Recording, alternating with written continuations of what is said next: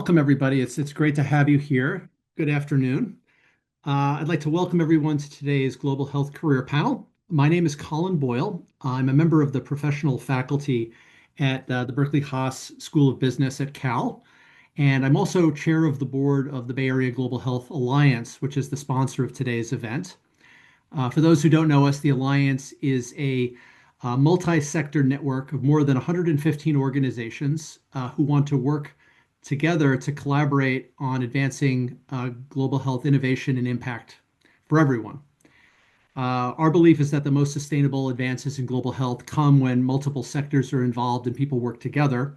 And we do our part to forge partnerships across public, private, academic, and NGO organizations by serving as a neutral convener and a matchmaker and a connector.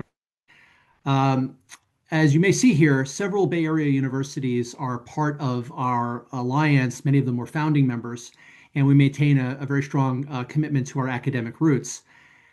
The Alliance has a student advisory committee, which is set up to design programming specifically of interest to academic stakeholders like students, like all of you.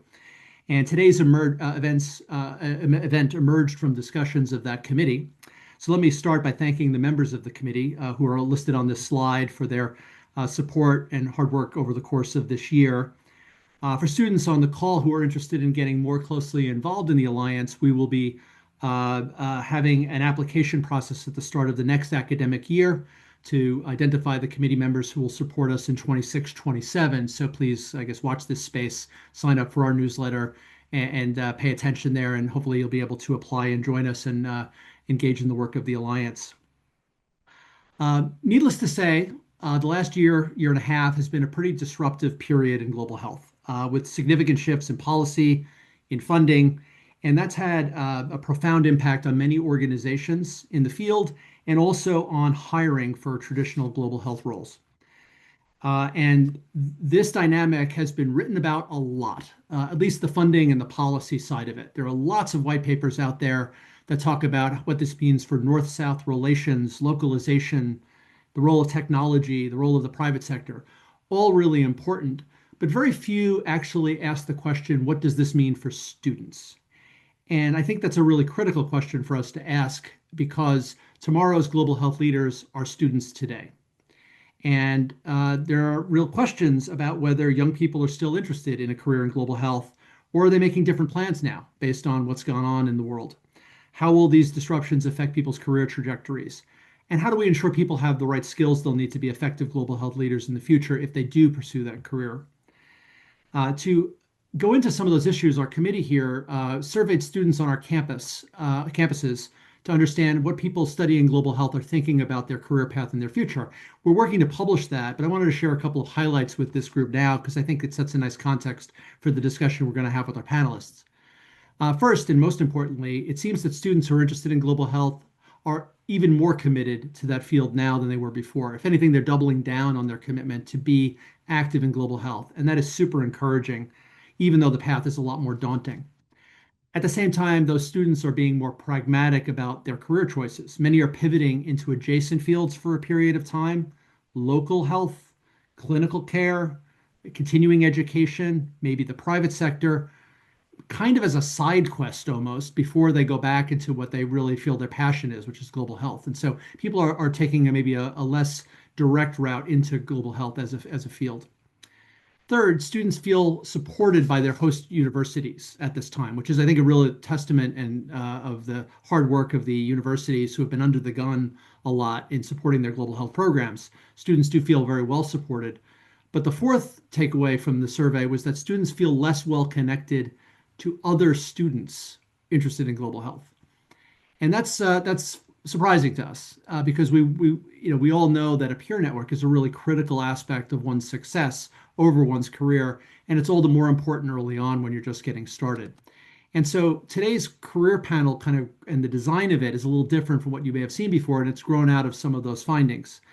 First of all, rather than select inspiring people with gray hair who are closer to the end of their career to inspire you and talk about what they've done, we've hired inspiring people here at the beginning of their careers, people who are closer to you in age, who have recently graduated from various programs, to tell you about what it's like getting started in global health. some of the choices they've made. And hopefully that will be more relevant to some of the things you're probably thinking about right now.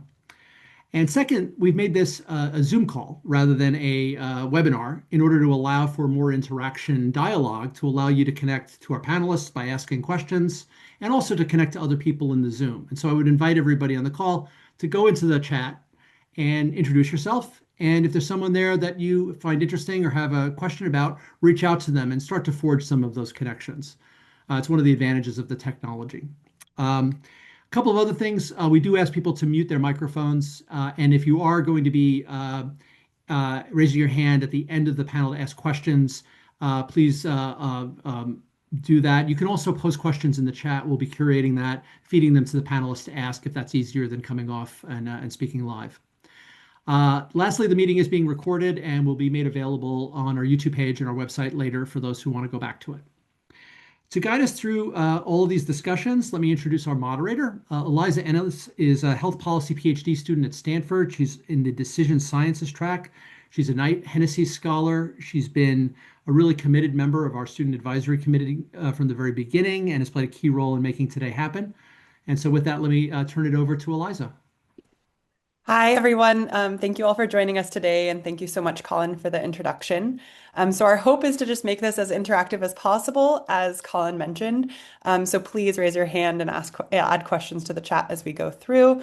And we're hoping that everyone can walk away from this session with a continued interest in pursuing global health and some of your questions answered. So now I'm going to introduce our three wonderful panelists. I'm going to give just a brief introduction, as I think we'll get into more details about their career trajectories as we talk. So first is Dr. Abraar Karan. Abraar is a specialist in infectious disease, and he's a physician researcher at Stanford. He has projects on COVID-19, Marburg virus, Mpox, H5N1, I'm sure many other things that I'm not including. He's worked on outbreaks around the world, from Kenya to Los Angeles. He's consulted for the World Health Organization's panel on pandemic preparedness and response. And he has a super long list of academic publications and has translated his findings to the public as a columnist for the British Medical Journal and contributor for NPR. He started out in the Bay Area getting his MS in epidemiology at Stanford, followed by an infectious disease fellowship at Stanford. We also have Edinna Obaseki. She is a nonprofit co-founder, birth doula, and champion of reproductive justice in the Bay Area. She builds support networks and services for the unhoused and recently incarcerated women. Her nonprofit, Grace Period, distributes hundreds of menstrual product care packages across the Bay. And she also works as a care coordinator for the GEMMA project, which uses gender-informed strategies to reduce recidivism and support women with reentry into their communities. I'm sure she can explain much more. And she started out as a master's student in global health at UCSF. And then finally, we have Nicole Savage. She serves as the chief of staff for the Clinton Health Access Initiative, which brings together government and private sector actors to improve health outcomes in low and middle income countries. She previously worked for the Boston Consulting Group, Merck for Mothers, and the United Nations Foundation. And she started out with her MPH and as an MBA student at UC Berkeley. So perhaps starting with Abraar, you could each begin by talking a little bit about your career trajectories and specifically what brought you to the role that you're in today. Sure. Thank you so much for inviting me. I'm really excited to be on the panel and be able to talk to everybody that's here today. So just to give you guys a little bit of background, I'm an infectious disease doctor. I finished my clinical training at Stanford a couple of years ago, and then I did my research postdoc. So I see patients a few days a week in urgent care settings or at the hospital as an infectious disease consultant. And then I have a research sort of program or portfolio of projects that I'm leading on various studies that I have going on right now. And essentially, my career has been one that started as a political science undergraduate at Yale University several years ago now. I graduated in 2011. And even back then, when I was thinking about if I wanted to do pre-medical studies or if I wanted to kind of do more public health, I really let the experiences I had kind of drive my decision-making. So I'd spent time in the Dominican Republic working as a medical translator for physicians that were alumni of Yale. And at that time, I thought, okay, what skill do I have? I didn't feel like I had many skills, but I did speak Spanish. I grew up in a household where I was speaking Spanish since I was young. So I translated for physicians. And from there, I said that, there's a lot of problems that are linked to more than just clinical care. And that's how I ended up going into political science and feeling like I wanted to study systems-based care. But the experiences thereafter were just kind of getting in the field and getting involved. And so I often tell my trainees and people on my team that work with me that the best way to solve problems is get as proximal to them as you can, get as proximal to people as you can. Otherwise, they're more theoretical. And what we find in a lot of our studies, a lot of our work in outbreaks is that once you're on the ground, what you understand versus what someone who has not been on the ground understands is vastly different. And as an undergraduate, you may be more likely to have the time, the interest, the risk profile to actually get on the ground and do more field work than people a little bit later in their careers. I didn't appreciate that at the time when I was an undergraduate, and as life goes on, it becomes harder. When you have kids and family and other things, and you live domestically rather than living abroad in the country you may be working in, that actually getting in the field is something that can be a little bit difficult for US based global health researchers or practitioners. So that's kind of one point or something that has stuck across my career is just getting in the field, getting on the ground, working very closely with the communities and the problems that you're trying to solve. Um, and I'll keep it short and open up to questions. But thereafter, I did my clinical. I went to medical school, continued doing global health work in that time as well, and then afterwards did an MPH in health policy at Harvard. Did a residency at Harvard in global health under Paul Farmer and the global health residency there. And what I will say is that I tended to approach global health not as like one fixed field that is, done a certain way, but as a sort of constantly evolving, dynamic, sort of entity that involves people beyond clinical care, beyond public health, legal people that are legal scholars, people that work in economics, any field that you want, right? The global health is probably going to be part of that in some way. And so the idea that there's a specific path or global health is a specific thing may not be the right approach. When I did health policy work, my class had mainly people that had been working in DC, that had been working on the Hill, that had been working with policymakers, not many clinicians. So I went from like a totally clinical world to a totally policy oriented world. And then thereafter went into clinical training where I was again around clinicians, and then came to Stanford where I've been around people at the business school. So I took some courses at the business school, and I realized the way that people in the business school solve problems is very different than the way people in academia solve problems. And so every room I entered in, I especially was excited when I was the guy that knew the least in that room, because I knew that was the chance for me to grow the most. And I realize now looking back that having a multitude of skills or being really kind of flexible about how much you're going to learn and then apply that to problems specifically is only going to help you, right? So like now, as a physician, I have ideas on how with the funding crisis, right? It's hard to get funding. It's hard to raise money. So I started to think, how do I actually create a self-sustaining business that it could actually bring in funding through creating a business model that solves a particular health problem? And I'm now thinking, how do I then leverage some of that money to funnel it into some of the global health research projects I have that don't currently have funding? This is just an example to say that creativity and really just bringing in as many skill sets as you can during your training will always help you. It will make you a lot more resilient to shocks, like where you don't have grants and you don't have money coming in, but you say, hey, I actually have skills that I learned in terms of how to raise money, or I have skills in terms of how to create a research project into a sustainable business that kind of builds itself. And so I'll kind of leave it there. And I know there will be questions that come up, and I want my panelists to have time, but those are some of my thoughts. No, thank you so much. And I think that the question of like where global health careers go, really the question is like we need global health people in every type of career doing every type of thing. So I think that really applies. And I think Edinna can tell us a little bit more about her work and how she's gone from global health to doing sort of more local work in the Bay Area. Good afternoon, everyone. My name is Edinna Obaseki. I graduated actually from the UCSF Global Health Program in 2025, so the last cohort that happened. And I just did the full accelerated track. But a little bit about my background is that I grew up in the Bay Area and I went to like OUS Oakland schools all my life. And then I went to Sonoma State for college, and that's where I majored initially in biology. because I had planned to go straight into medical school actually. So I majored in biology. I actually still kept my bio major because I felt like I did such hard work in all of those because it was a BS in biology. So I still kept my bio major and I also love science in general.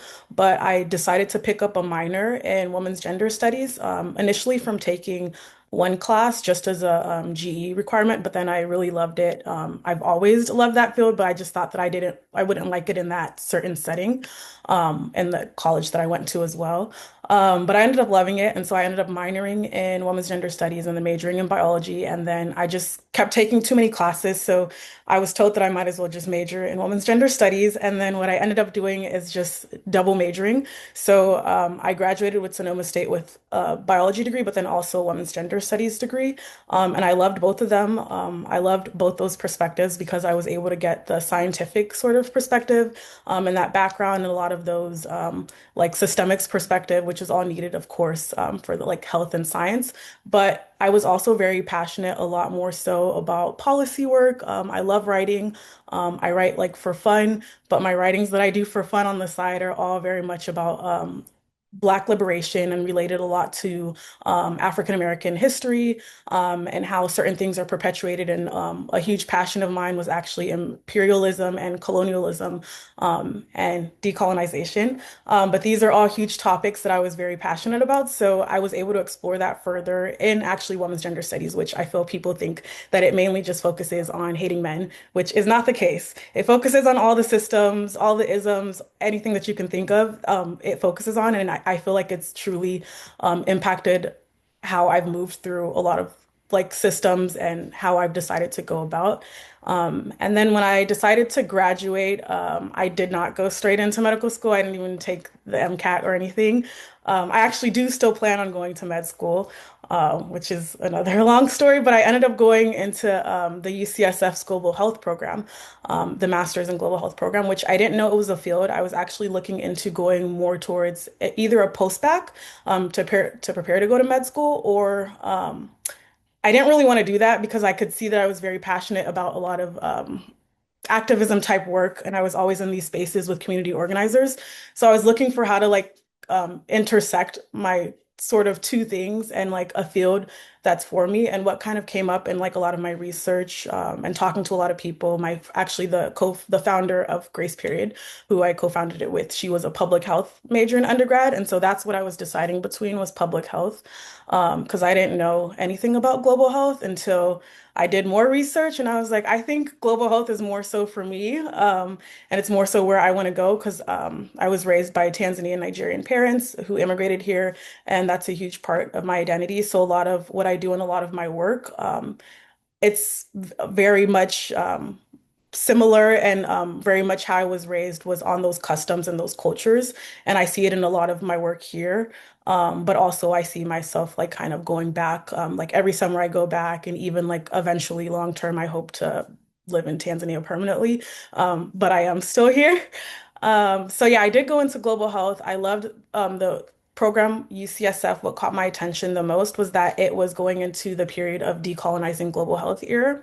And so that's what truly caught my attention. And then also like looking at the curriculum, I felt like it was more so where I wanted to go. I didn't know what would happen after that. I was kind of open to the possibility. That's the thing about me. I was very open to anything. I was open to not going to med school. I was open to just being done after this master's program. I also only applied to one master's program, which everyone told me that I should not do, but that was the only one I wanted to go to. And I'm religious. I prayed, I fasted, and I said, well, if I don't get in, then it's not for me. But I ended up getting in, and so that's where I went. And then I loved the program, and then after that, I graduated. And before graduation, though, I would say I started job hunting 5 months prior to graduating. So, like, graduation was in July. I started around January, but I was concerned because we did like a capstone period, and I was in Tanzania, my home country, actually for 3 months. So I was like, is it really the best time to apply?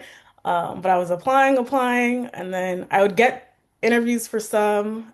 And then they would tell me that like they need me to start right then and there, and that just didn't work. And then for the most part, I actually was getting declined to like all of the jobs that I was applying to, which was frustrating. And then I graduated. I still wasn't employed, but I did have the birth doula background because in undergrad, there was this free doula training for African American women within SF with Sister Rep organization, and I'm very passionate about anything that relates to like reproductive justice, global reproductive justice, maternal health, and that sort of background. So I decided to do the birth doula training because that's kind of the field that I would ideally want to go into. And that's where I was exploring like midwifery also as a path as well, and also going into NP as well. But I love doing birth doula work. I just don't do it full time. I actually just do it mainly for my community, and I do it for free and for people that are in my community more so.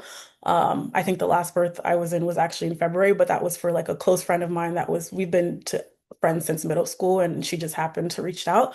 And then I co-founded Grace Period in 2023 with my best friend, and we've been friends for over 20 years since kindergarten.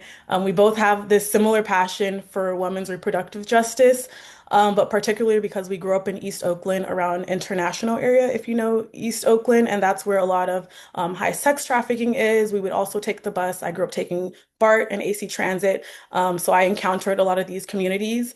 We also both grew up volunteering a lot at church, but also a lot of community organizing events. And I always noticed, and I was also curious with like where are all the menstruation products? Because I know that I menstruate, and I also know that people talk down and they stigmatize a woman that menstruates. And it's like you shouldn't really talk about it. But it's kind of for me, like why not? And so when I was in these spaces, I was noticing that they're catering to all these needs, but they're failing to meet the needs of women in the aspects of menstruation. And so I kind of looked more kind of into it, and that's where I kind of researched more into like period poverty and how I also thought that was an issue that was just in like Africa and kind of low middle income countries, but it's very much present here as well. And now I do work with the Gemma project full time. I do, Grace Period is not like a job, it's kind of my passion, and we just do that monthly. I can answer more questions about that, but full time I work as a care coordinator, as mentioned, for actually women as well. So also centered around women who are in prison. I also work with women in jail as well, and I go within custody. So I go into prison 3 times a month. There are 2 prisons for women currently. The third one got closed down compared to 30 prisons for men. And I kind of didn't expect myself to also go into this field because I kind of am not very much for this system. I don't even believe in like this whole system, and it's a whole thing for me. I've loved working within the organization that I work with so much. I love the people. I love that it's very much not just us doing the work, but we're in community with each other and other people, and also very active in like the policy part of it, and like being informed on what's going on statistically. And for me, it was important because my background a little bit, my dad was incarcerated within prisons, but primarily I love working with women. And so I also know that women within the prison systems, everyone would look at their arrest rates and how even though arrest rates generally went down, they failed to like filter through and look at how like while it was going down, it went down for men 33%, yeah, but for women it was going up. And that's mainly because a lot of these services after they're released were catered towards men, and they were failing to meet the needs for women. But I do feel like all of like these all sort of intersect. And I love where I'm at right now. Yeah, no, I think that one of the themes that will come up and continue to come up is sort of how trajectories and career trajectories change over time, and how with global health you're able to bring in so many different areas of knowledge and be able to really build on your skills. But also you might end up in a career you didn't imagine initially, and that could be great and you love it, or it could lead to something else. So that's very exciting, and thanks so much for sharing. And now I'll move on to Nicole. If you could tell us a little bit about your career and the many winding paths that it has taken. Yeah, absolutely. And thank you to my two co-panelists. I feel really privileged to be here today. And thanks to Colin and the whole Bay Area Global Health Alliance. I've been really lucky to be in the sort of alliance ecosystem, or be involved with the group since really its early days, way back in in 2020 when I was at Berkeley and even before then. But yeah, really glad to be here and with my esteemed co-panelists. It's been amazing to hear both of your stories. I too have had quite a circuitous route, I would say, in the global health space. I think I'm hearing a lot of themes already. One is sort of this interdisciplinary nature of global health, which is so beautiful and makes it, possible to kind of dip your toes into a number of different spaces. So I've really tried to do that throughout my career. And it started in undergrad. I went to an undergraduate institution that had a growing global health department, and so it was one of the, I think, first universities. It was I went to Duke University for undergrad. It was one of the first universities that had a global health major. So I first learned about it as maybe even a sophomore in college, and was really excited. I spent a summer in Haiti, so not too far from the Dominican Republic of Abraar, and but doing research on mental health after the earthquake way back. So that was sort of my first kind of exposure to the global health space, and seeing really firsthand, in many ways, the failures of the development sector, and seeing, a lot of the nonprofits that had come into Haiti after the earthquake that left once the attention had shifted, and some of the kind of inadequacies with the response there. So that also kind of got me interested in the more policy aspect of the global health and development space. So I started my career more on that policy and advocacy and communications side. So first at a more of a boutique communications consulting firm called Global Health Strategies. And then from there, I went to more of like a kind of an advocacy nonprofit based in Washington, D.C. called the United Nations Foundation. So the UN Foundation works very closely with the UN system. Through that opportunity, I was able to do a short-term secondment to WHO in Geneva in their external relations. But I think the theme throughout the start of my career was really seeing the importance of partnerships and collaboration, and especially sort of multi-sectoral collaboration. I feel like I'm using a lot of buzzwords, but it's a real thing. I was seeing the private sector and the public sector and the nonprofit sector and community organizing groups and policy groups all working together towards the same efforts, to whether it was sort of eradicating polio or eliminating malaria or improving access to reproductive health and family planning, or improving pandemic preparedness, which obviously was an effort that could have been improved. But I through that experience, I saw the importance of really getting to the country level, and seeing global health and public health delivery firsthand. So I ended up doing a fellowship program, moving to West Africa and spending some time in Dakar, Senegal, doing impact evaluation for an implementing an NGO called Population Services International. So that was a really great experience. Also did a lot of engagement with the private sector through that organization, and started to learn about the importance of these public-private partnerships, and then spent time all over West Africa. I speak French, so that helped a lot, and fell in love with Senegal and my time in that region. But I think a lot of those experiences made me realize the importance of kind of diversifying your skill set, and pursuing different opportunities. So that led me to apply to graduate school. I chose to go to business school and get a dual MBA and MPH. Berkeley has an excellent MBA and PH dual program, so I was very lucky to be able to go to the Haas School of Business and the Berkeley School of Public Health. I was able to take a class with Colin, which was wonderful. I got involved with working with the Alliance while I was there. I think another theme that has come up is really just the importance of being resourceful and taking advantage of all of the resources, especially when you're a student, but all of the resources that are around you. I'm sure we'll talk about that more. But during my time in grad school, I did summer internships with more on the sort of corporate side of things. So exploring, pharmaceutical companies. I did an internship with Johnson and Johnson, Merck for Mothers, which is the humanitarian arm of Merck, also a member of the Alliance. So a lot of these kind of overlapping networks, I think, that were starting to come up in my career. And then from business school, I ended up going to BCG, Boston Consulting Group, taking more of the kind of traditional post-business school consulting path, but with a bit of a twist. I think BCG has a really incredible global health and social impact portfolio. So through that experience, I was able to get exposure to work, very deep kind of strategic work with the Gates Foundation, with the World Bank, projects in climate and sustainability with different U.S. states in the public sector division. So that was a really interesting sort of lens to see global health from and BCG's work and being with some of those key actors. And then most recently, I left BCG after about 3.5 years to join the Clinton Health Access Initiative.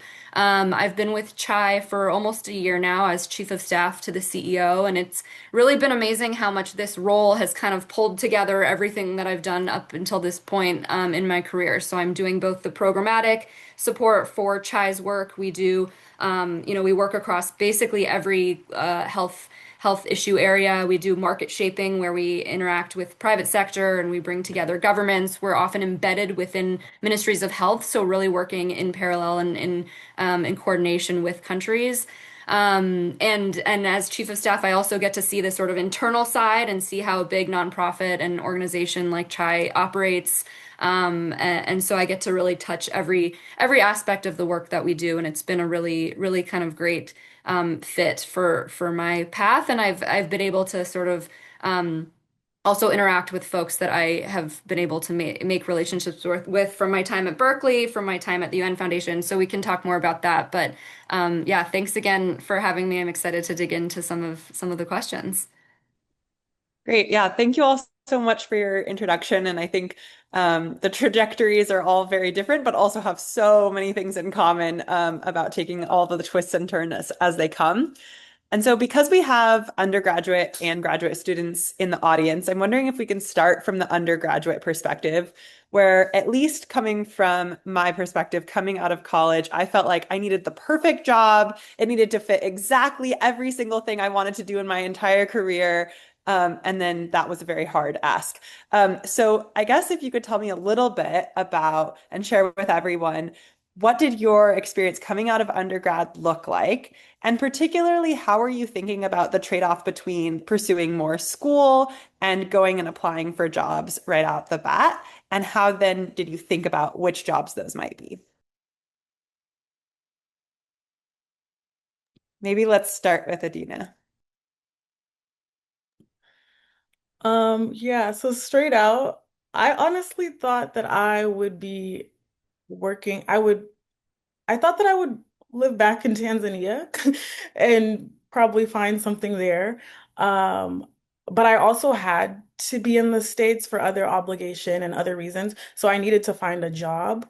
I was very fortunate enough to where my mother is currently still in the States. She is eventually retiring soon and she's going to move back, but she's currently still in the States.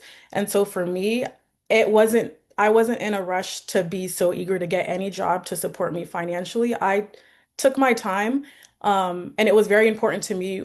The coworkers and the people that I was going to work with were very important to me because in the past, I've been in a lot of situation where I was hired for one thing and I was doing multiple things, which is okay to a certain extent, but not to the extent where you're also undervaluing and you're not really appreciating me. And it's kind of, and I didn't want to go through that again because it really affected me mentally. So I really took my time with really looking at the jobs that I was applying to, um, put like the 5 months to starting. But also, even though like I was getting all those no's, I wasn't just gonna, because I thought I was like, okay, well, let me just apply to just do this because I can do this. I was like, no, I'm not doing that because it was very important to me who I was working with. Um, their perspectives as well, kind of the growth that I would have as well, and that environment was important to me. And so I would say it didn't take me that long, I feel like as well. I was also fortunate to where I was recommended, ended up being recommended for the position at the Gemma Project by another friend because she thought that I would like be perfect for this position, which I truly do love it. And coincidentally, I also heard about them in undergrad and they like spoke at my college. But I would definitely say I was very open um, to the possibility of not working out of the country. And so working within states, I knew that that was also going to just be a factor considering coming out of 2025 graduating as well and everything that was going on. I knew that was going to be a factor. And so just keeping that in perspectives as well. I was also fortunate enough to where I was a nanny too. So I was just doing that on the side while I was still looking for jobs. So also like feeding into your other things and passions that you might have that you can benefit off of financially while you look for your employment, while also still going into these spaces. Because I would also still go to spaces where I was not getting paid because I would just show up as like a volunteer or something, and then I would be connected to someone, and all of a sudden they're telling me, "Oh yeah, we're hiring actually," and so things like that as well. So just showing up and putting yourself out there, even though you might not be getting paid, but certain things that might pique your interest because you never know who might be there and who you might meet as well. Yeah, that's great advice. Yeah, good resourcefulness. And maybe Nicole? Yeah, no, absolutely. In terms of coming out of undergrad, yeah, definitely a lot of uncertainty for me. I think it felt very intimidating to make the jump from a very safe, predictable environment of being in school to then be jumping into the real world, the professional world, where there's not a clear path and there's so many different options. I remember when I first started to research just like all the different graduate school programs that were out there and how many different master's degrees and PhDs and doctorates and so many options. And then when you start to combine them into dual degrees, it just becomes this sort of infinite number of opportunities that you can do. So it can definitely be overwhelming. I think, the two things that I knew really deep in my core when I was finishing up my senior year of undergrad is that I wanted to work in global health and that I didn't know exactly what it was within global health that I wanted to do. I thought that once I had picked my global health major, that was kind of the answer. Okay, I've finally decided, I've narrowed it down. I decided I didn't want to do math, I didn't want to do English, I'm going to do global health. But there's so many things you can do even within that. So, I had a lot of classmates who had studied global health, and then when they started to see how difficult it would be to find a job and how the path was not nearly as straightforward as it might be for other tracks. I had my friends on their pre-law track, and it was clear what classes they take, and they take the LSAT, and then they go to law school, and that was the path for them. I had some friends actually kind of abandon the global health space, and I think that there was really this sort of weeding out moment of who has the passion and the excitement to do this. Some of it is also honestly privilege to be able to follow that track. A lot of people don't have that privilege. They need to get a salary. They need something that's more predictable. I was lucky enough that I could stick with it. And I took the risk. I ended up graduating without a job. I knew I had some sort of prospects lined up, some of which I had gathered through my connections with professors at my undergraduate institution, some through sort of alumni. I ended up getting in touch with an alumna who had been at this consulting firm, this global health strategies communications firm. But yeah, I decided to make the choice of not going straight into graduate school because I wanted to take that time, couple of years, to really decide what it was that I wanted to do and which direction I wanted to go. I think a lot of people do end up going into grad school simply because they don't know what they want and they think grad school is the right next step. But I do think that it's quite helpful, and at least it was for me to take those couple of years in the professional world to sort of test out different approaches and really figure out what my interests were and what my skills were, and then pick my graduate school path accordingly. So it worked out well for me, and I think having that patience and being willing to take that risk is really valuable. Yeah, and for Abraar, I wonder if you could change it a little bit because you're the MD in the room, and so you had a little bit more of a set path, perhaps at various points. But I also know that throughout an MD, you get a lot of pull to work on US work, to work on just the patient that's right in front of you. And so if you could talk a little bit about coming out of undergrad, but also throughout your medical journey, how you were able to keep inserting global health, particularly for people who take a detour somewhere else first.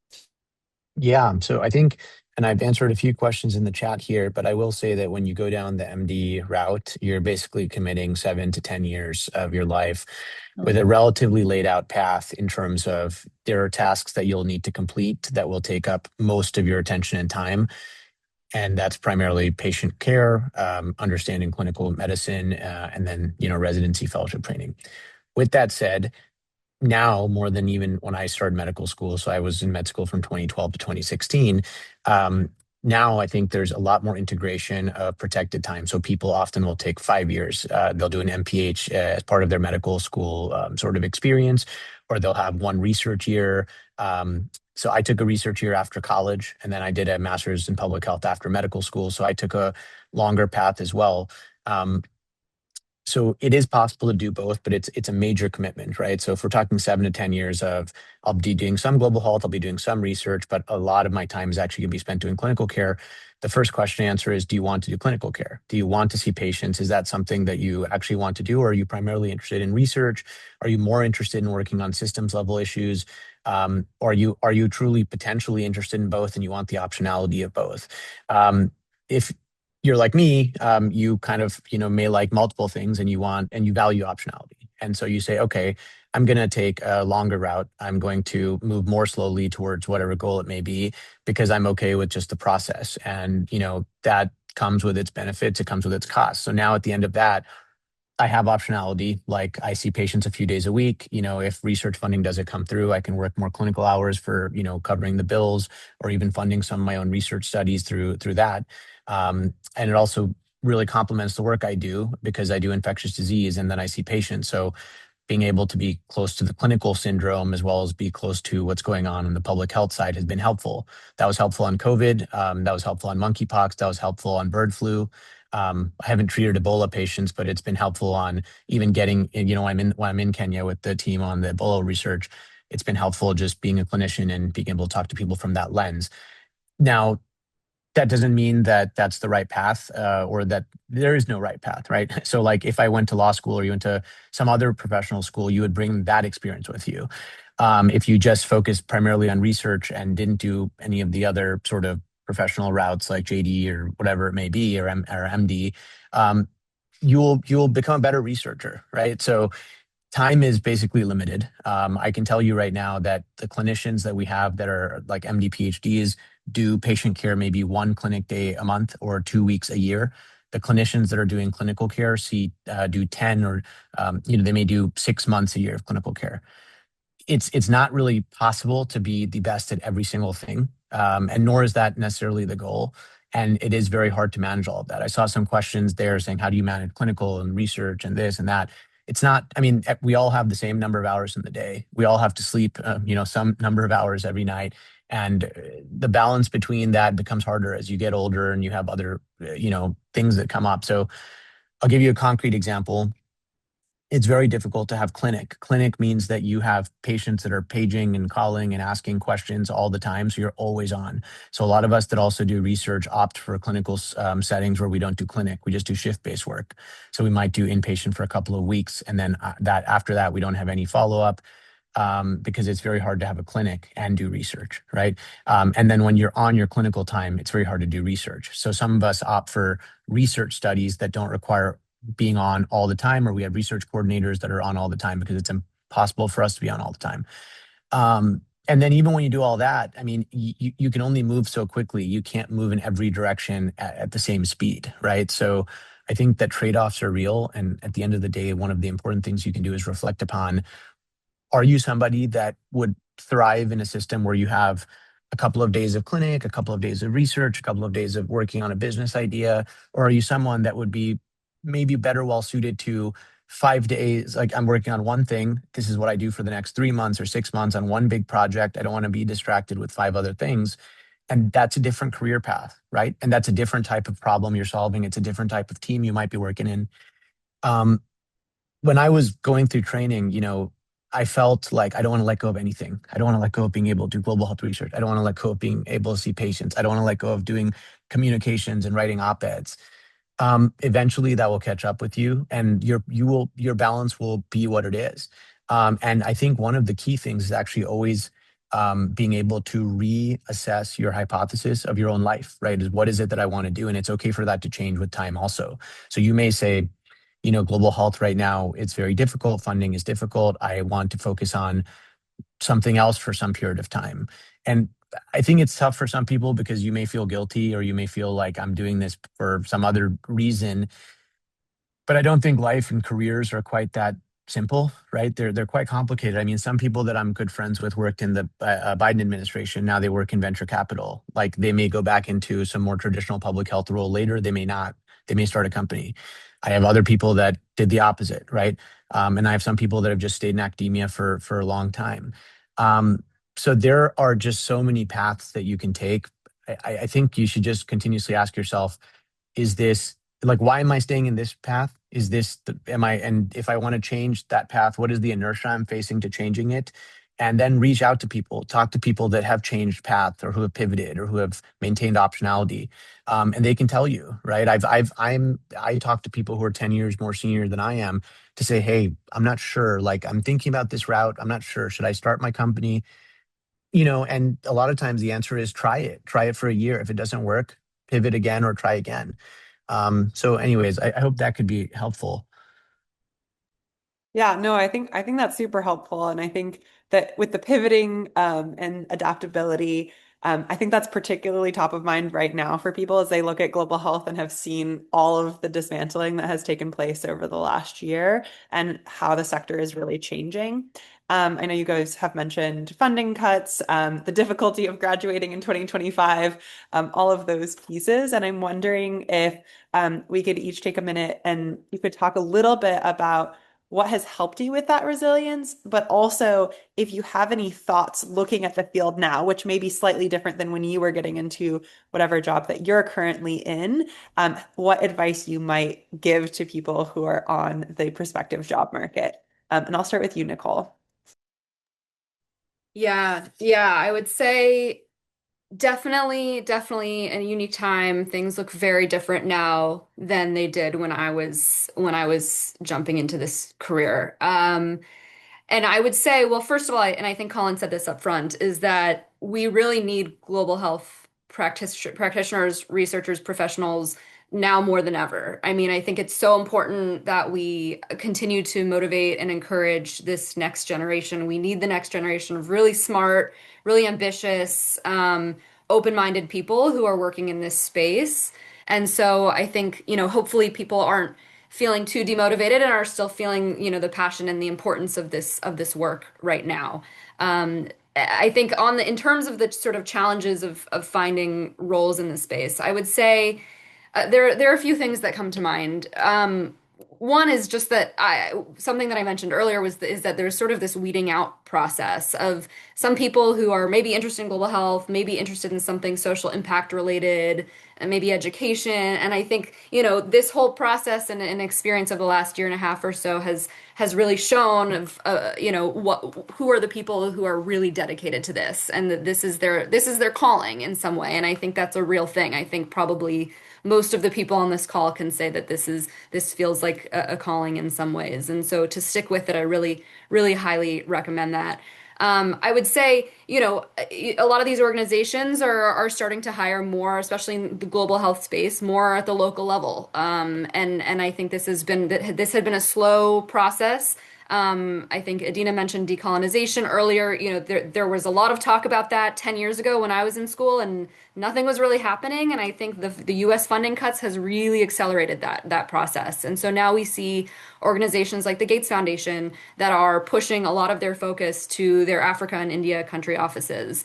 Chai is a great model. I think something like 80+% of our staff are based in our program countries. And so I think being willing to travel and to get work in the country level is really valuable. I think there will be more opportunities in countries than in DC or in Geneva or New York or some of those places.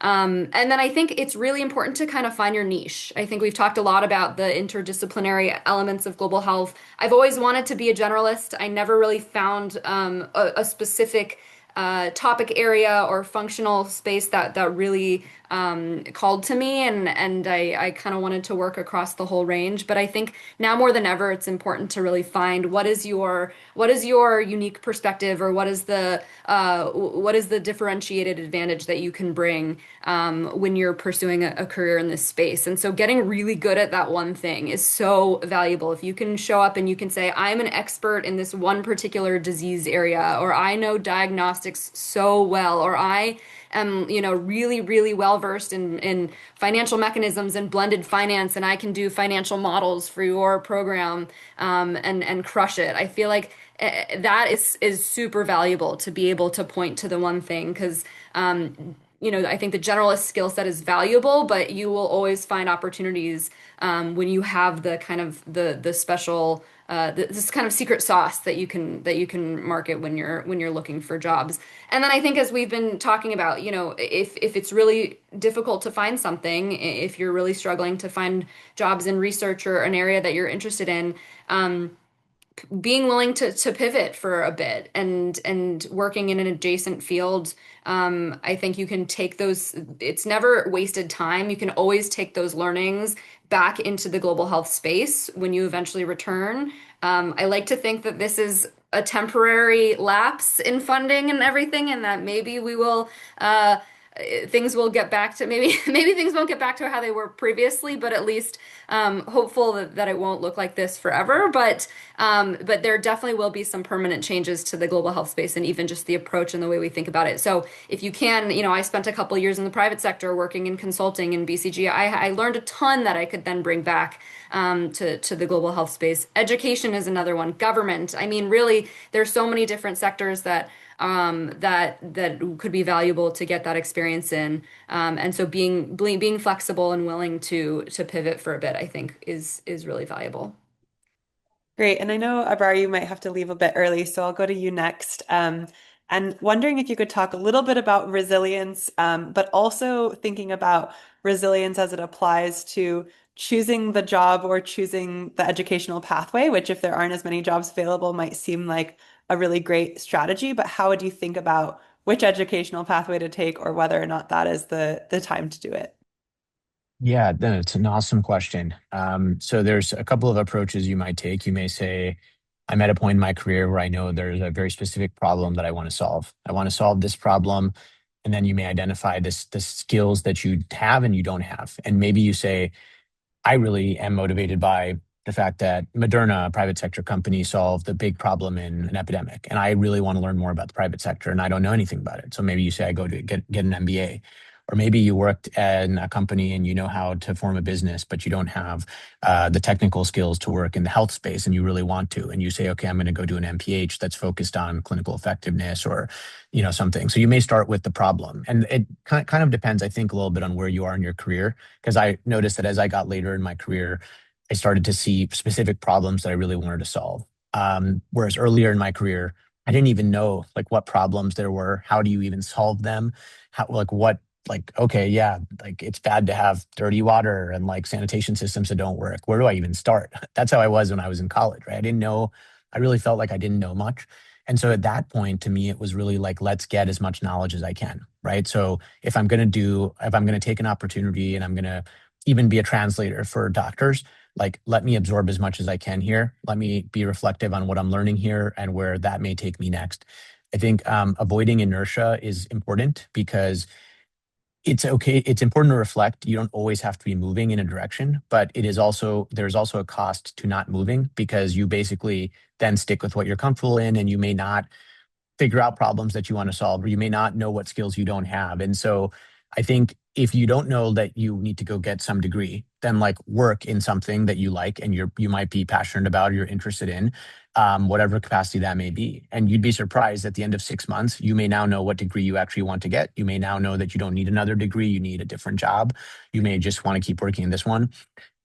So that might be, one way to kind of stay resilient is to keep moving, right? It's to keep moving. Maybe the job that you thought you wanted to get is not the job you're going to be getting right now. Okay, well, what can you extract out of the job that you can get? Is there something you can learn? Can you grow from that? Does that provide you with some skills? And the other thing I would say to people is be very concrete on what you're learning. Be very reflective on what you're doing, because the next time that you interview or somebody wants to bring you in, or if there's a problem that you may solve, and you come to somebody that's hiring and you say, I think I can solve this problem. And here's an analogy of what I solved and where I learned something, and here's what I can bring to the table. Those kind of concrete examples like really will set you apart, I think, versus having things that are more generic or leaning too much just on your CV. Like, I went to X school, I worked at Y organization. I'm really, and many people I think that are hiring and that are looking at solving problems are looking for people that are thinking and that may actually be able to help solve problems by creative approaches or experiences they've had. And so I would say that, I mean, those are ways to stay resilient in a time where you may not get the exact job that you want, but do the best that you can with what you're able to at that time. Thanks so much. And please keep sending questions in the chat, everyone. We're excited to keep answering those, and also we'll open it up for raising hands and all of that in a little bit. Edinna, I wanted to ask you about resilience, but also to think about if there were any pieces of advice that you received as you were thinking about jobs, as you were thinking about what to do in global health, or mentorship that was helpful in that process, and how people could think about who they might be reaching out to as they begin to look at jobs and think about their futures. Yes. Yeah, I would say the best advice I got was well, two things. One was like what's the worst that can happen? Just apply. Like even the whole aspect of I remember post grad reading the descriptions of oh you need this and just thinking about oh like I don't think I have that many years or this and that. I just would apply to so many positions that I probably didn't even qualify for. I mean, I applied to UCSF and I technically did not qualify and I graduated from UCSF. So, I mean, literally just apply because what's the worst that can happen, especially if cost and stuff like that, you know, and jobs is cost not very usually, but like if you have the time and you can really devote the time to it, like really take the effort, I would say, within the applications that you're putting into as well. Don't just be applying to a whole bunch of jobs and not really and like taking the time, but like just ask yourself what's the worst that could happen, truly. And then the second advice that I had got um was given to me by a professor, and it's just that you might not even have all the answers. Because I think for me, the biggest thing was confidence and just feeling like, oh, since I came straight out of global health, I need to know all these things. And I don't want to be on a team where they're pointing to me like, oh, Edinna, what do you think about this? Because isn't this your field or isn't this your specialty? Which it is true, but it's like everyone's always striving and continuing to learn. And you're always going to learn new things. And also, just as much as I bring to the table from my experience and my background, everyone else in that room, you're going to learn and you're going to bring more experience from their background as well. And I'm truly learning that within the team that I'm on, like at Gemma as well. And similar to what Nicole said as well, finding your niche within that truly helped me. So understanding kind of what it is for you. For me, it was understanding that I really value working with women. That was my specific community, primarily women, and on the issue of reproductive justice, which can transparent to menstrual health, but also thinking about like birthing and mortality rates. And that's kind of what I stuck with. And that's also what my team that hired me now post grad really liked about me. And that's what I brought to the table. They said, they were like, yeah, when we hired you, that was kind of like what we drew us in was for you. And then I'm kind of seeing what like other people's niche are on the team as well, and how like certain people bring like a social worker background. And then I have someone else that's more so an HR and community organizing background as well. And then this other person that's more so like lawyer type law background. And we have an RN on our team. Our executive director actually was the mayor of Santa Cruz, former mayor of Santa Cruz. So it's like all these different people that are in the room with different backgrounds, different experience, and we're all learning from each other. And just understanding that you really don't have the answers. So ask yourself, what's the worst that can happen? Just apply. That kept me going. Yeah. No, I think that's great. And what's the worst that can happen? I mean, is that you don't get the job, but you wouldn't have gotten that even if you didn't apply. So I think that's very good advice. The other thing I've been thinking about as all of you have been talking, and unfortunately we lost Dr. Abraar, but we're so grateful for his time, is that we were thinking about, all of this change over the course of one's career and how you can't plot it all out in advance. And there's no real way to do that. And so I'm wondering if you guys could each share potentially what's been the most surprising twist in your career journey so far, or something that's felt a little bit out of left field, and what you did or did not learn from that. And then I would really encourage people to put up their hands and ask questions, because this is more of our open time for everyone to get to know each other and be able to ask questions directly to our panelists. Yeah. happy to jump in with some thoughts about what has been surprising, and I also want to build on some of the points that Edinna was making on just like having confidence. And we use this phrase in consulting, what we would call the growth mindset, is just always thinking about how you can be learning from every experience and every sort of job rejection being a growth opportunity, every job that you take that you realize later maybe you didn't quite qualify for is a learning experience. But I think, just trying to see everything as a learning opportunity. And one of the things I was reflecting on it, one of the things that I did early in my career was, as you said, Eliza, not trying to look for the perfect job. You're never going to find the perfect job. And coming out of undergrad, I had high aspirations for what I would be doing right after school.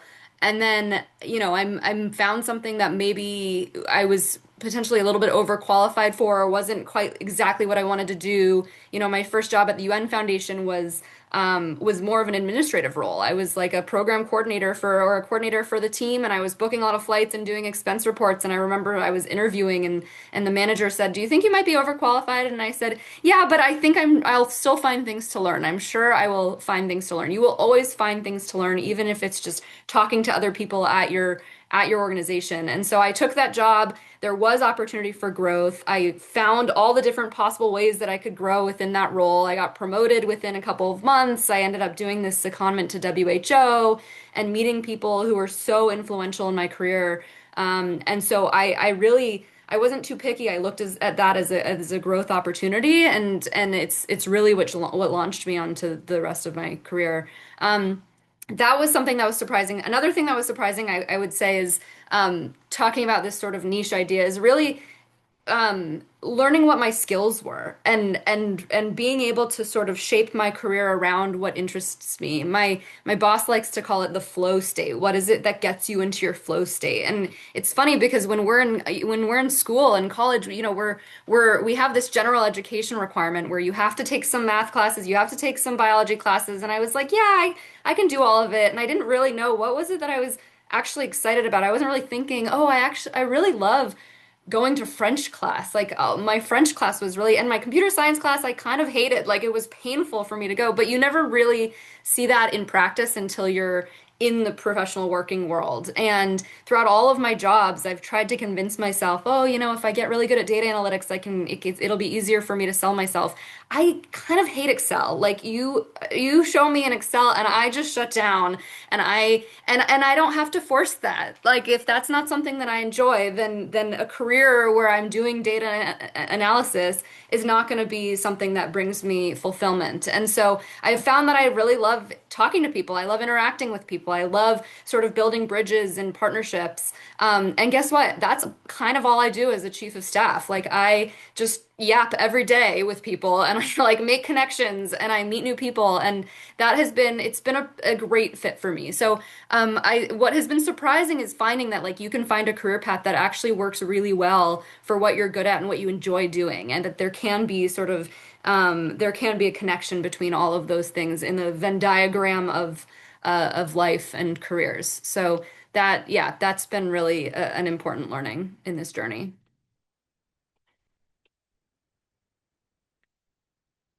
Edinna, do you want to jump in? Yeah. And those were all very essential. And I could add on to that. I would say for me, most surprising thing for me was that I actually just did a lot of local work, more so instead of global work. But I don't also want to phrase it that way because they are very much interlinked in a way, I feel like. But the way I initially thought about it was I just didn't really see myself being that much invested within US work. I feel like in US policies, also laws, and even working inside prisons with women, that's also another thing I never saw myself doing every day. Um, but I kind of just understanding that like local impact isn't the opposite of kind of global growth, and kind of just thinking about how like a lot of local work that people are doing, or a lot of local work that you might see, or a lot of the foundation for a lot of the global kind of work that you might see that are scaled up as well, and the importance within that. for me is what I've been able to learn, but also just like slowly within my work. It's just been surprising to just think about like how, oh, like this is the way it is here. Like, oh, like in my home country, like this is how it is. Or like, oh, that's crazy that this is like this here because it's like this here. But also thinking about how like one is like considered a low middle income country versus the US is considered this like high income country, and just how much I just thought of the US as this, I guess people would call it the American dream, but also this bubble of perfection, I feel like, and how could all this stuff be happening, which I've slowly been able to like slowly see that it's very much the same across like all countries, just in different perspectives and different aspects. But for me, that's been the most like surprising thing for me, is just my primarily working locally instead of doing global impact, and also like living locally, so within the US as well, and staying locally, instead of back at home. Great. Well, now maybe we'll open it up for audience questions. If people want to please raise their hands, I'm happy to call on you, or you can add something to the chat if you'd like. Ashley, go ahead. Hi. Thank you so much for sharing. This has been a really informative session. My question is about saying no and how you decide which opportunities or interests to not pursue. And I wonder if this will resonate with a group of people that are attracted to global health because of its interdisciplinary nature. But I'm a second year in an MPH program that's also working at the same time, and I find myself going in too many directions, and know that I would be more effective if I could say no to more interesting things. I can actually answer this. This was the biggest thing I struggled with because I've been told, and that was my resolution as well, was to just say no. And now I'm being told I'm mean, but but I say that that's me doing my job if I'm being told that. Um, but for me, you do truly need to know how to say no. It is hard, it is difficult, but I will say also thinking about how 9 times out of 10, on the other side, they're not going to think of it like they're not really thinking of it as much as you're thinking about it, like in that sense. And I also realize that within working with my clients within prison, because I'm very much always thinking about how like I have to say yes to do all this stuff and doing all these things, but there's also boundaries that you need to set and that you need to maintain. Because if you don't, then people will just continue to overdo those boundaries, and then you won't be able to actually feed into yourself and, like you said, those aspirations and those things that you want to do. So truly just it's kind of a mindset for me that I just had to switch, where I was just like one day I truly just, and I also practice one thing that I did, I would say, is I set a goal for myself where I started saying no to start once every 2 weeks to something, because that's how hard it is for me to say no. Like I'm always saying I'm always doing something, and everyone knows this. So I literally had to tell myself every 2 weeks, at least every 2 weeks, you need to say no one time, and then eventually, once a week and stuff like that as well. But even to small stuff, thinking about small stuff within your life, whether that be with family or friends as well, because those build up and those add into how you're able to feed into yourself as well. But also just not really feeling like they're gonna feel this way, and that there's just letting go of that pressure of, oh, they're gonna feel bad, and the guilt and kind of all this stuff. I also feel like women have a hard time with this as well in general, considering that they're always the one that people go to as well. So that's another thing that I talk to a lot with even the women that are released from prison, and like kind of brainstorming, okay, like how are you going to be saying no to people, and not putting on all these hats, because you need to prioritize yourself and not worrying about, all these other people who are expecting all these things from you. But it is hard. It is truly hard. And even in the workspace as well, that's one thing that I'm trying to learn and grow from, is also learning to say no, not say no, but also shifting my workload, and like not saying yes to everything, but also accepting help and reaching out when I need help. And learning that it is okay to need help. And also when you're on the right team, that won't be an issue. The communication, it won't even be a factor. So that's something as well that transcends not only in personal life, but you will need to learn within like work life, and will be essential as well. And then Nicole, could you talk a little bit, yeah, about, sorry to cut you off, but a little bit also about how this like helps you define your niche? Because I think that's something where saying no and saying yes like can help you figure that piece out. Yeah, exactly. I was just about to jump in saying, sometimes it's so hard to know what to say no to, and how do you figure that out? And like, what is your like algorithm or approach or framework for deciding like what fits into the yes bucket and what goes into the no bucket? And I think, yeah, to go back to this idea of like your niche, or some advice that I got really early in my career was like, think about the narrative that you're building. What is your narrative? Imagine that you're like building a portrait of yourself, or you're writing a story about yourself and you're a character, and you're writing the story of the character and how they went from place to place, or job to job, or what is basically just what is their story. And to me, having a story that was coherent and logical and it didn't have to be a perfectly straight path. It literally never is, or very rarely is, but at least that there were connections that I could make along the way. So, I was here and then I went there. What was the reasoning and what was the rationale for why I went there? And so building this narrative and making sure that it was consistent. And so anytime there's sort of a new, and especially in the global health space or public health space, you so badly don't want to say no because you know how difficult it can be to even find opportunities. When you're a student or when you're early in your career, you want to be saying yes because you don't know when your next opportunity will come. But whenever I had, a new research offer or a job offer or a part-time internship role or a teaching assistant role or something like that, I just thought, how does this fit into my narrative? What is the story that I will tell, that I will be able to tell? Was this literally just like, oh, I had a professor that I liked and they needed help with something, so they asked me and so I said yes. Or I had a classmate who was starting a new company and they wanted me to work for them part-time, so I just said yes. But does it actually make sense? Does it fit within your narrative? And could you tell a logical and compelling story about why you went off and spent your time on that? And if not, then it's probably not worth your time and your commitment. Um, so that was kind of the like this the mental scheme that I set up for myself whenever I was kind of considering new opportunities. No, I think that's really helpful, especially if you can even think about things that would might take you off of your path, but they're at least interesting enough to include in the story, not something that you wouldn't even bother to write into that story. So Mhm. I think that's a great metaphor. So please, again, feel free to raise your hand. We were thinking it might be helpful to talk a little bit about networking and particularly how personal connections have been helpful, but also for people who don't feel like they have personal connections. How would they start to go about networking? Who would they reach out to?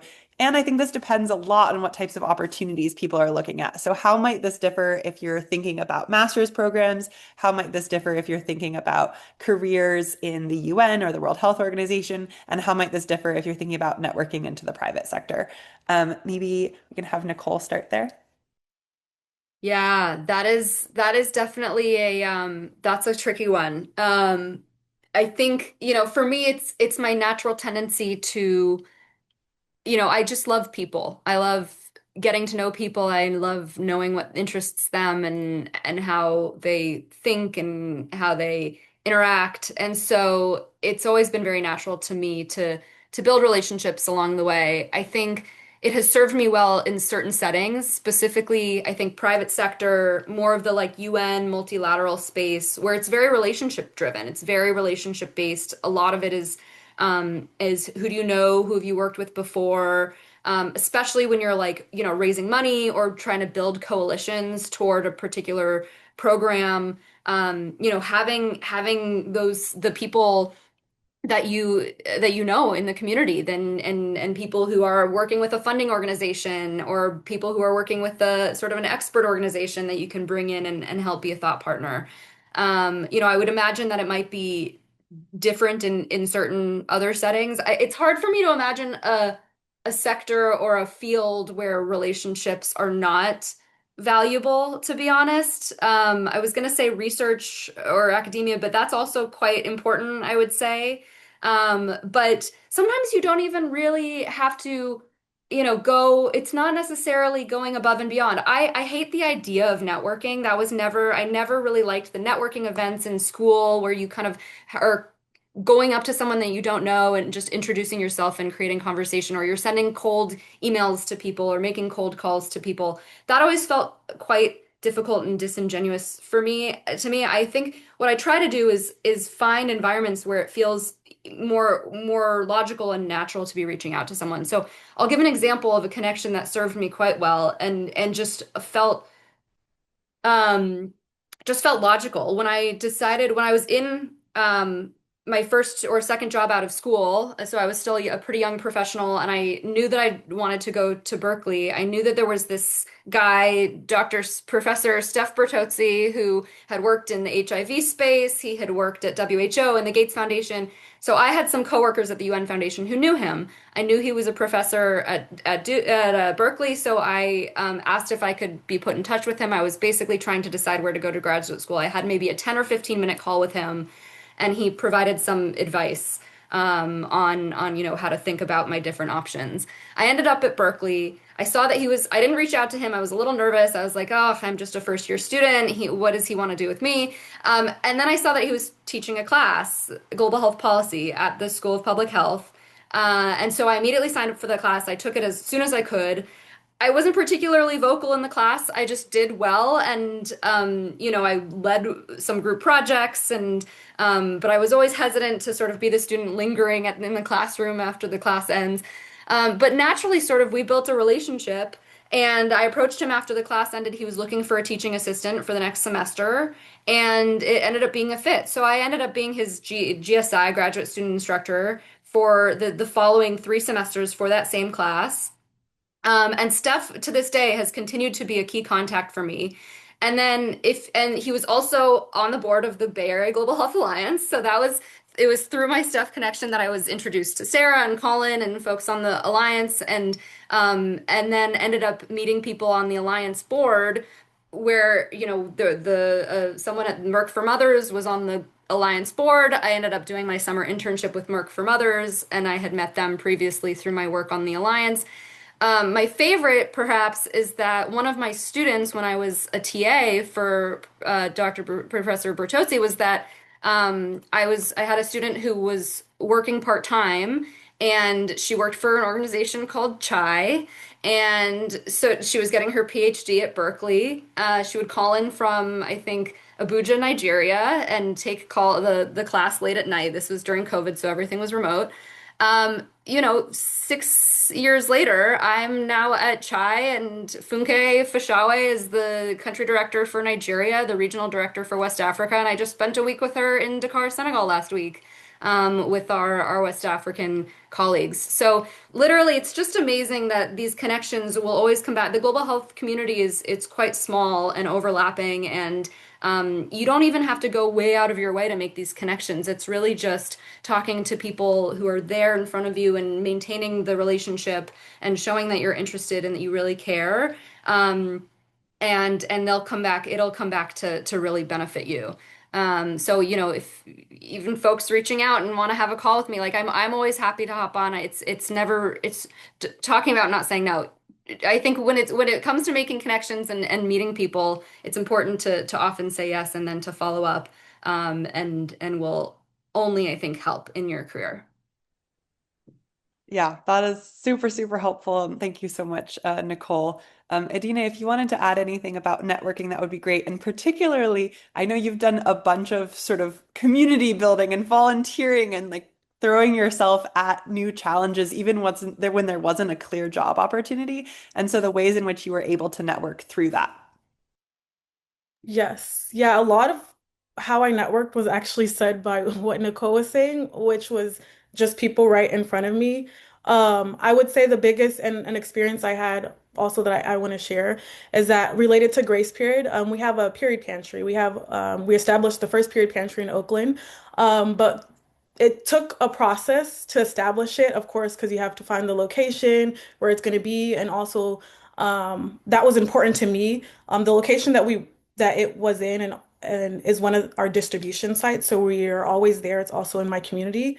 But how we went about like the placement and where we wanted it to be, because it was the community members that like kind of suggested a little bit of the idea, and we were kind of like pitching like what could be an option since we only go out once a month to distribute products. And so I was like, okay, how would we do something similar to Little Library? So a period pantry. And we actually established it in front of the coffee shop. But this coffee shop that we established it in front of, I've been going there since I was in high school for maybe what the past over 4 or 5 years. And I always go there, I always do my homework. I always would sit there or get something to drink before I would go on the bus stop. So they know me.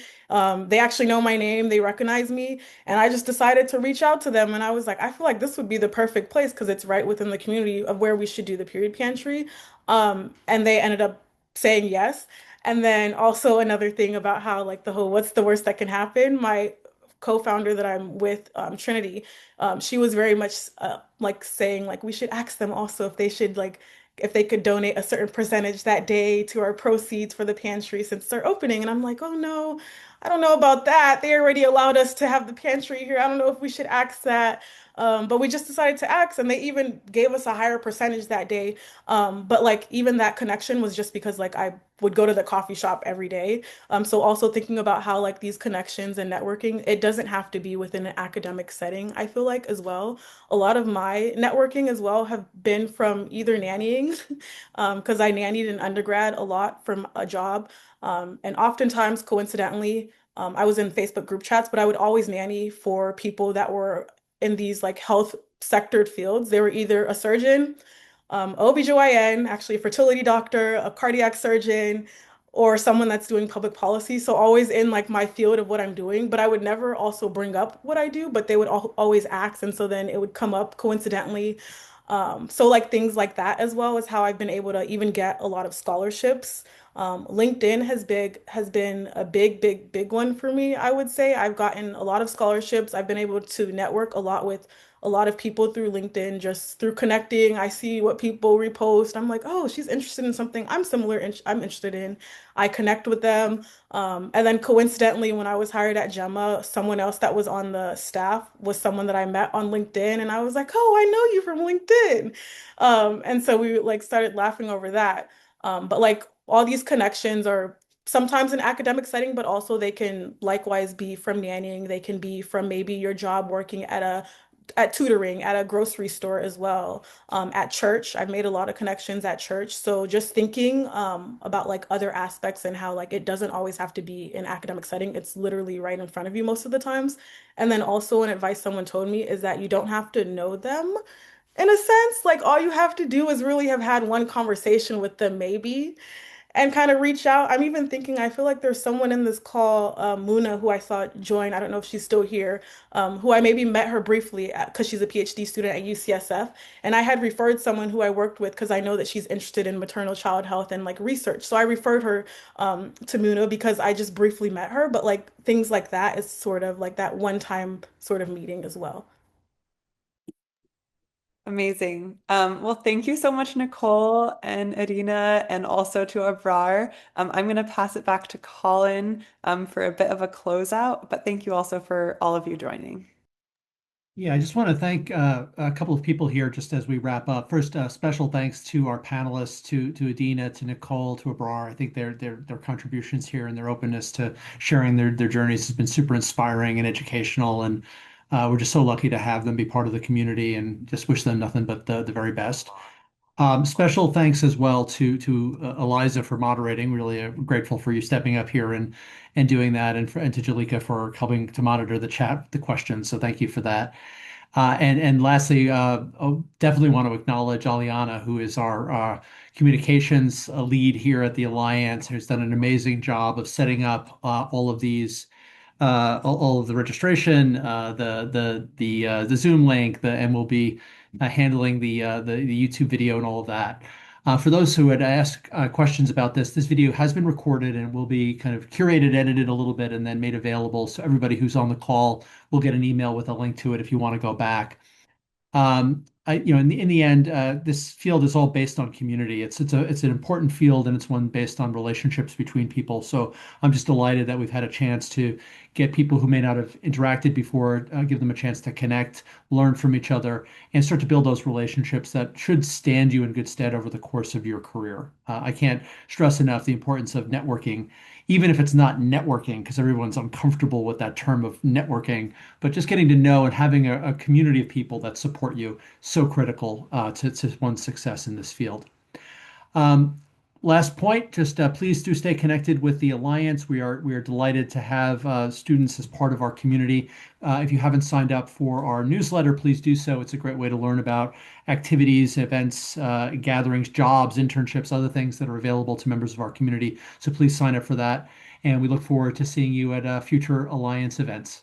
Thank you all for coming today, and I wish you a wonderful day.